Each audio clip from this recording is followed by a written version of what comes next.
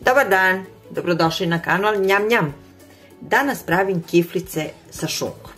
Evo šta je potrebno.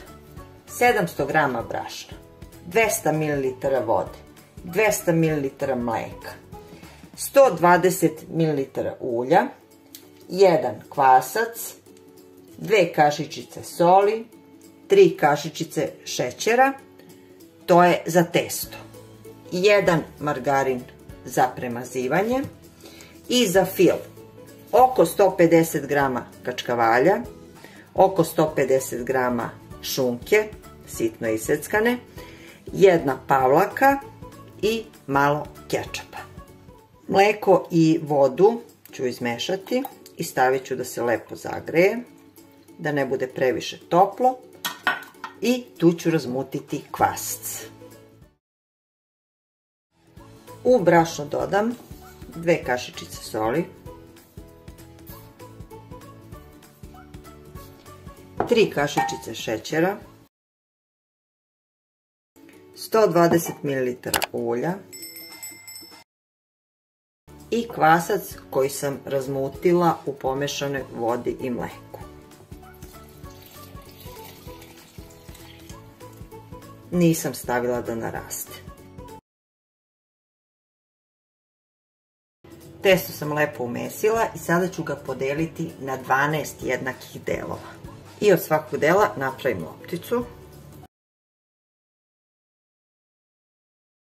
I ostavim na radnoj površini pokriveno da stoji najmanje pola sata. Dok testo odmara, nekih pola sata, ja pripremam fil. Oko 150 g izrendanog kačkavalja, oko 150 g sitno seckane šunke, smešam.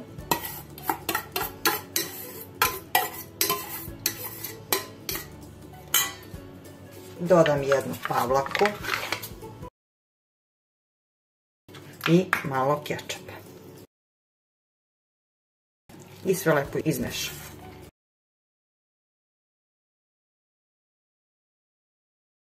Testo je odmaralo pola sata i sada razvijem.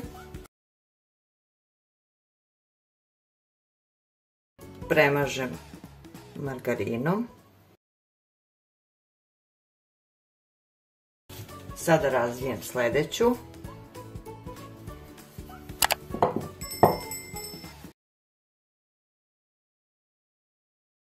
Stavljam preko. I ovu premažem margarinom. I razvijem još jednu. Ovu treću stavljam preko i sada ne mažem margarin.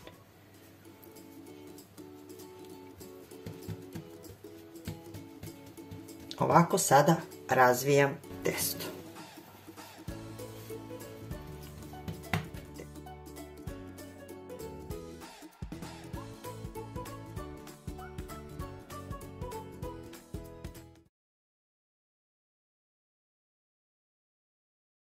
I sada stavljam fil. Od ove 3 jufkice dobila sam 12 kiflica. Pleh sam pripremila, stavila sam papir za pečenje i sada savijam kiflice. Pernu sam uključila na 170 stepeni. Postupak ponovim i sa sljedeće 3 jufkice. Znači prvu i drugu premazujem margarinom, treća ostaje bez premazivanja. Jedan pleh je spreman, ovdje ću umutiti 1 jaje celo i 1 žumance i premazat ću kiflice. Ove kiflice ću posuti sa malo susama, ovaj sljedeći pleh će biti bez. Rerna je zagrejana na 170 stepeni i prvi pleh stavljam u rernu. Prva tura je gotova.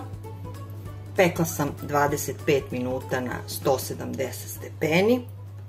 Od ove količine testa dobit ćete 48 kiflica. Uživajte, prijatno, njam njam!